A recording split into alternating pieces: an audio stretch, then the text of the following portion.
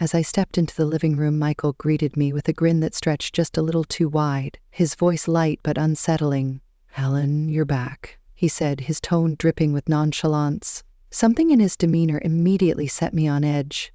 "I am," I replied warily, placing my luggage by the door, my eyes narrowing as I studied him. "What's with the smile?" I asked, trying to mask my growing unease. "Oh, nothing," he said, waving a dismissive hand.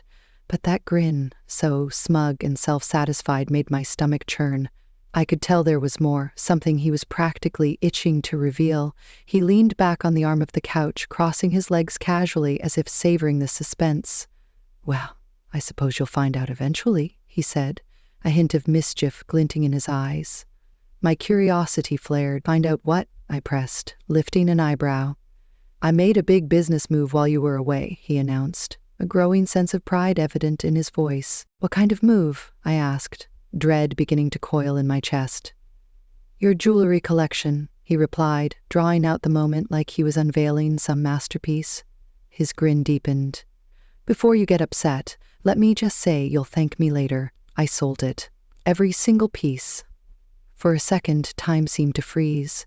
I couldn't decide what hit me harder, the shock of his words or the sheer audacity of his tone. My jewelry collection, the ones I'd spent years curating, some passed down from my mother and grandmother, and others bought with my own hard-earned money, were gone. "Your jewels funded my empire." I froze, my pulse thumping as his words took hold. "What just did you say?" I questioned in a tremulous, quiet voice. Michael obviously misheard my tone because he laughed. "Helena, I said I sold it. It's great, truly. You should be proud. You know how much those diamonds were worth? Enough to launch a business that will make us famous." Anger swept through me, and my hands balled into fists. He rolled his eyes and said, "You had no right, Michael. That was my jewelry. Do you even realize what you've done?" "I'll hurry up. You didn't even wear half of it. All it did was sit there and gather dust. In this sense, it is truly serving a purpose. My name is Helen, and I appreciated Michael's determination when we first met. If there's one thing I've learned from my marriage to him, it's that he always prioritizes his goal. I never imagined he would reach to this level, but as the years went by, I began to notice the fractures, how his attractiveness concealed a tendency to crush everyone who stood in his way. Not only was the jewelry collection valuable, but it was also incredibly personal. Each piece had a backstory and a tie to the life I had created for myself, and now it was gone, suddenly, because Michael had decided that my belongings were his to use. However, Michael was unaware of this, which is what made his arrogant smile so enraged, and I wasn't as reckless as he believed. A few months prior, I had taken precautions after learning of a series of local burglaries. Discreet monitoring devices were embedded in the clasps of my most costly items, and I forced myself to remain composed, concealing the raging tempest of emotions inside me. Michael believed he had won, but the game was far from over. I was sitting in my bedroom that night, looking at the open drawer where my jewelry box had been, feeling as though there was nothing there, a tangible reminder of what Michael had taken from me, and the rage that was rising inside of me was nearly unbearable. In addition to selling jewelry, he had stolen items that I would never be able to replace, such as the diamond bracelet my mother wore on her wedding day and the sapphire ring my grandmother gave me on her 80th birthday. My fingers hesitated over my phone. Every piece, including the gold pendant I'd purchased for myself after landing my first major job, had significance. I wanted to yell at him, demand answers, and call him out right then and there, but I knew better than to confront him in this state of rage, so instead, I launched the tracking software I had set up months earlier. My necklace was at a jewelry consignment store downtown, and when I saw that the map with the tiny red dots strewn over the city was still active, the software even displayed timestamps following the movement of my possessions as they changed hands, and the bracelet had already moved to a warehouse in the industrial zone. My fury was replaced with a sad sense of joy. Michael could believe he had cheated on me, but I had proof. If the tracking information was correct, I could establish that Michael had stolen my items, in addition to figuring out where they were. My best friend Megan was the one person I could always rely on, so I grabbed up my phone and called her. "You're not going to believe what Michael did," I exclaimed as soon as she answered. She asked, already frustrated, "What now?" I told her everything, the transaction, his arrogant demeanor, the tracking devices, and by the time I was done, she was just as angry as I was. Helen firmly stated, "You must go to the police," I said with a glimmer of resolve. "I will, first thing tomorrow." I described everything to the officer, who nodded and raised his eyebrows slightly. "Let's get some details," he said, gesturing for me to follow him to a desk. Michael's behavior, the jewelry's worth, and the tracking devices I had set up. His face darkened as I showed him the app. "This is great proof," he remarked, making notes. "Do you have a list of what was taken?" I responded, taking out a notebook I'd filled with each piece and its approximate value, and it felt weird, almost unreal, as the officer went over the list. "If these tracking devices are active, we might be able to recover some of the goods." The gold pendant, the sapphire ring, and the diamond bracelet were more than simply numbers on a sheet. They were fragments of my existence, and now, as a result of Michael's avarice, they were dispersed throughout the city. "We'll start by confirming the tracking signal locations. If the items are where you say they are, this could be a simple recovery." The officer, whose name tag read Detective Carter, looked up from his notes. "But this is also fraught, because your husband sold them without your permission. Are you ready to file charges?" I paused, feeling the pressure of his inquiry. I eventually answered, "Yes, I want him held accountable." Detective Carter nodded, his face determined. "All right, let's get going." I felt a range of emotions as I walked out of the station. Anger, recalling Michael's arrogant smile as he informed me what he'd done, relief, knowing the police were taking this seriously, and, most all, determination. I'd been letting Michael get away with it for years, telling myself it wasn't worth the fight, but this time was different, and I was fighting back.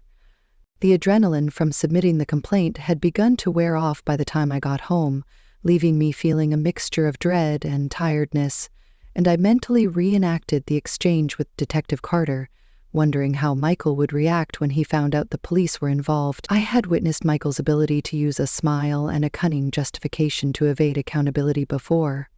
He was always skilled at manipulating events to his benefit, making himself the victim regardless of how he had acted. However, he was unaware that I was ahead of him this time. That night, Megan arrived with a bottle of wine. "All right," she remarked, laying down on my couch. I told her everything, from the proof I'd shown Detective Carter to his plan to find the pieces, and she listened with a mixture of respect and fury on her face. "Tell me everything. How did it go at the station?" When I was done, she added, "You're handling this better than I would." I laughed in spite of myself, since if it were me, I would definitely be flipping desks at his office right now. "I've considered it, believe me, but I believe my best chance of getting everything back is if the cops have the tracking data." "All right," Megan said, lifting her glass. "To you, for not allowing that arrogant fool get away with this." Detective Carter called me the following day and said, "We've confirmed the locations of the items. We've gotten the store owner's consent and are proceeding with retrieval. I'll keep you informed as we make progress. 2 are at a consignment store downtown, and another is in a warehouse." I grabbed the phone and exclaimed, "Thank you." "Does this mean I'll get them back?" "It's looking good," he said. I felt instant relief. "We've also noted your husband's financial activity, but the investigation is still ongoing, and I don't want to worry you, but there might be more going on than the jewelry transaction." Detective Carter added, "We'll need to look into it further, but this could be bigger than we initially thought." "What do you mean?" I asked, feeling sick to my stomach. "There are some unusual transactions linked to his business accounts." My thoughts were racing as I hung up the phone. Michael might not have just betrayed me, but rather was concealing a completely new aspect of himself. For the remainder of the day, I paced the kitchen, repeating Detective Carter's comments, thinking that Michael's betrayal might go even deeper. This might be more serious than we first believed. What more had Michael been keeping from me? Later that night, I made the decision to confront him because I needed to know if this was about anything other than the jewelry sale, and his smug smile annoyed me more than normal when he entered the room. I wasn't even trying to disguise my rage as he threw his keys on the counter and muttered, "Busy day. What's for dinner?" I crossed my arms and said, "Michael, we must speak. Right now." His smile wavered, giving way to a cautious look. The color drained from his cheeks, but he made a fast effort to recover. "What's wrong? What's wrong?" I asked sharply. "You stole my jewelry to fund your so-called empire, and now the police are investigating you." "Police? What are you talking about?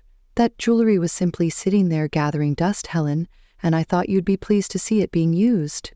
"I didn't take anything." "Put to good use? Michael, you had no right to touch my belongings. And now the police are investigating your finances, and they believe there's more to this than just the jewelry." I shook my head, appalled by his bluster. Anger flashed in his eyes as his attitude changed. "You went to the police?" he snarled.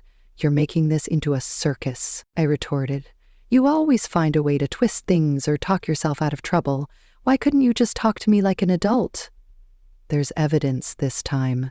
Talking to you doesn't work, and you can't charm your way out of it."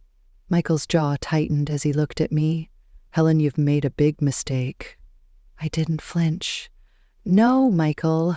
If you think you can destroy me like this, you're in for another surprise." He scowled at me, his confidence crumbling, and we sat in heavy silence. "The only thing I did wrong was to trust you, but that's over now." I stood there for a long time, my heart thumping, and he just stormed out of the kitchen, slamming the door behind him, without, for once, having a smug excuse. Or not only was it about getting back what was rightfully mine, but it was also about defending myself and what I had allowed Michael to take from me over the years. And I wasn't going to back down. Detective Carter called me again the next day, and although his tone was steady, his comments carried weight. 3 of the things, including the sapphire ring and diamond bracelet, have been found so far, Mrs. Parker. The others are being tracked down in various places, but we've had an unexpected development." "What type of development?" I inquired, holding the phone hard.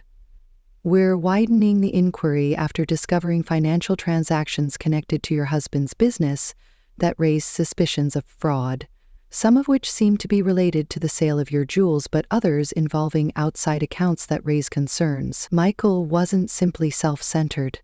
He was also irresponsible. I sat down with the weight of his words on my chest. I questioned warily, "What does this mean for me?" Detective Carter informed me that you are not now implicated, but it is crucial that you continue to cooperate and give us any more information we ask for. I hung up and gazed at the phone in shock, wondering what Michael had gotten himself into. Selling my jewels was bad enough, but fraud? I felt like I was living with a stranger, someone I no longer knew. Your husband's actions could have major legal repercussions. I called Megan that night and said, "The police are investigating Michael's business accounts and believe he's involved in something bigger." I was pacing the living room. Since he acts as though the rules don't apply to him, it was only a matter of time until it caught up with him. Megan didn't seem startled. "To be honest, Helen, I'm not astonished." My voice broke as I questioned, how could I not have seen this? Megan's tone softened. "I married him, trusted him, and now everything feels like a lie.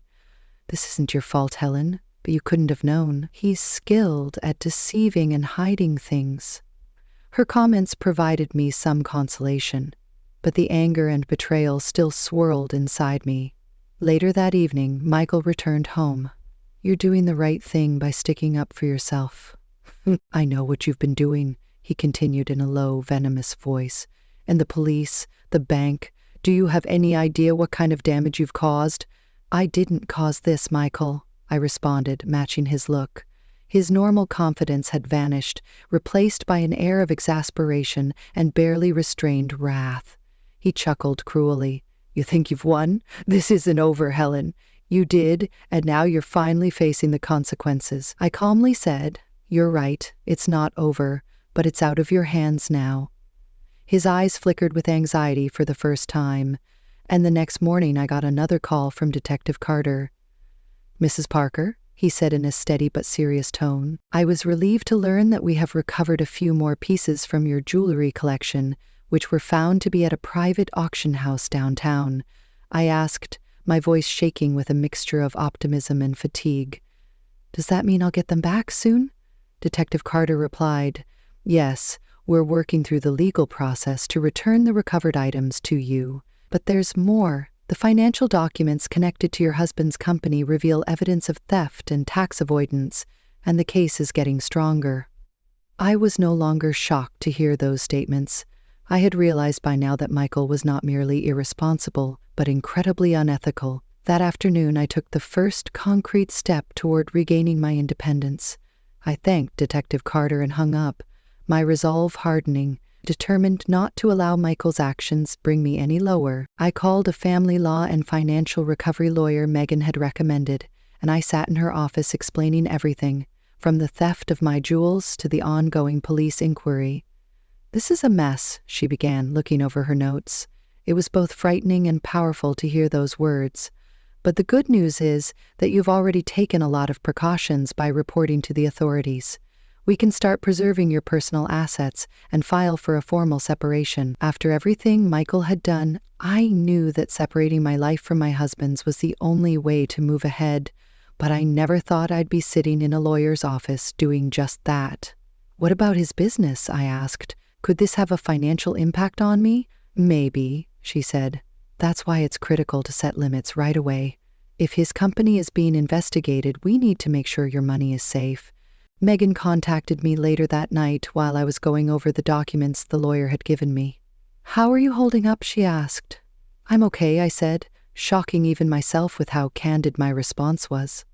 "It's not easy, but I know I'm doing the right thing." "You are, Helen," Megan responded firmly, "and you're stronger than you think.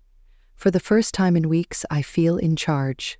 Remember that." I looked at the pile of papers on the table as I hung up, and although I knew the path ahead would not be simple, I felt prepared for the first time. "Mrs. Parker?" he asked, motioning for me to sit across from him. "We've traced almost all of your jewelry and confirmed it was sold through high-value channels." I saw Detective Carter at the station 2 days later to discuss the investigation's progress. "That's a relief," feeling a little weight lifted off my shoulders. "And Michael, what's happening with him?"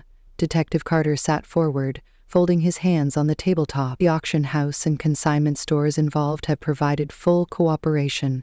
He's not going to walk away from this. The DA is drafting charges because of the substantial evidence against him, which includes the fraudulent activity connected to his business accounts and the unlawful sale of your jewels." I was both relieved and saddened to hear those words. Although Michael's actions had caused me much pain, knowing that he would be held accountable was a step in the right direction. That night, Michael arrived home late. He paused at the doorway, his face tight and defensive, and questioned, "What is all this?" as he nodded toward the bank and legal documents that encircled me in the living room. Without raising my gaze from the page I was reading, I responded evenly, "Divorce filings." His eyes opened, and for a brief time, I could see real disbelief on his face. "You're divorcing me?" he asked. "Yes." "And asked?" He spoke incredulously. "Yes, Michael," I responded, looking him in the eye. "This is the end." He rubbed his hand through his hair and sneered. "You think you're going to come out of this unscathed? I built everything for us, Helen. I won't let you drag me down with you any further. You didn't do it for us." I chuckled sourly. "I've done everything for this family." "This family? It was always about you. You took from me, lied to me, and abandoned me to clean up your mess. You did it for yourself." "You don't mean this?" he asked at last, his confidence ebbing away as he looked at me. "You can't mean this." For the first time since this nightmare started, Michael was unable to speak, so he turned and raced out of the room, slamming the door behind him. "I do," I answered firmly, "and you'll see exactly how serious I am when you're served." With the sound of the door reverberating in my ears, I let out a big breath. This was not only the end of my marriage, but the start of taking back my life. My lawyer called me the following morning. With a professional yet sympathetic tone, she stated, "Helen, the papers have been filed. Michael will be served later today." I released a breath I was unaware I was holding. I know this is a tough process, I remarked quietly, but you've handled this with strength and clarity. Keep focusing on your next steps. We're in your corner, she said. My life had been a swirl of betrayal, rage, and frustration for weeks, but suddenly, for the first time, I had a feeling of clarity as I sat at the kitchen table with my coffee and looked out the window after the call. That afternoon, Detective Carter called with more updates. Mrs. Parker, I wanted to let you know that charges are being formally filed against your husband. The police investigation was moving forward. The pieces of my jewelry were being recovered, and the divorce filings represented a final break from the chaos Michael had brought into my life. I feel a wave of relief. Does this mean I'll be able to recover everything he sold? It's likely, Detective Carter said, referring to the financial fraud connected to his business accounts and the unlawful sale of your property. Thank you, I said steadily. But more importantly, the justice system is holding him accountable, and the cooperating parties have agreed to return the items to you as soon as the case moves forward. The evidence is strong. After I hung up, I came to a deep realization. I was no longer angry, nor was I obsessed by the urge to hold Michael accountable or the betrayal. I just wanted to get on with my life. I went to dinner with Megan that night, and she smiled as she lifted her glass. I clinked my glass against hers and chuckled as she murmured, "To Helen." She was the lady who not only survived, but flourished. "You're stronger than you realize, Helen." Megan leaned in, her face serious. "I'm not sure whether I'd call it thriving just yet, but I'll take it." As I drove home that evening, her words stuck in my head. "Remember that you took charge when it mattered most." I had allowed Michael's desire to overwhelm my own self-worth for years, but now that I was looking ahead, I saw only possibilities. A week later, Detective Carter called. He said in a lighter tone than usual, "Mrs. Parker, I wanted to inform you that we have recovered all of your jewelry except for one piece, which is still being traced, but the rest of your collection is ready for you to reclaim. I can't express how much this means to me, but hearing those words was like the last piece of a great burden being lifted off my shoulders." "Thank you, Detective," I murmured with relief in my voice. "But if I may say, you've handled the matter with great strength. Not everyone takes the actions you did." "We're just doing our job," he said. I went to the station to pick up the recovered things after the call, and I had a great sense of closure as I clutched the diamond bracelet from my mother and the sapphire ring from my grandmother. These were more than just jewels. Michael sent me a brief message on the day he was officially charged, saying, "You really had to drag this out, didn't you? I hope you're happy now." They were reminders of the life I'd worked so hard to maintain and were now back to me. There was no use in answering. Michael had taken his decisions and was now dealing with the fallout. That night, I looked over the remaining papers with my lawyer. "Once the divorce is finalized, your financial separation from him will be complete," she said, adding that it was preferable for me to focus my efforts on myself, rebuilding and moving forward. "You won't be touched by his debts." "Thank you," I responded, feeling lighter. That's just what I need. I didn't understand how much had changed until later that night when I was sitting in my quiet, newly tranquil home. The hurt, the anger, and the betrayal were all still there, but they no longer devoured me. "Anything I want." The words echoed in my mind as I hung up the phone, their weight both liberating and surreal. I took a long, deliberate look around my home, my sanctuary, a space that was no longer just four walls but a symbol of safety and resilience, fully restored. For the first time in years, I felt like I could truly breathe, as if a heavy weight had finally lifted off my chest. Michael's actions, reckless and selfish as they were, had forced me to face challenges I never anticipated. But in facing them, I had discovered something remarkable. I was stronger than I ever gave myself credit for. This wasn't just about reclaiming what was mine. It was about forging a new path, a fresh start, where I held the pen to write the story of my life. And in that moment, as the stillness of my home wrapped around me, one thing became clear. I wasn't just surviving anymore. I was thriving, ready to shape a future entirely on my own terms. Curious to know what happens next and discover more captivating stories? Don't miss out. Subscribe to SoraBook now and get ready for a journey filled with twists, triumphs, and unforgettable moments in the upcoming videos.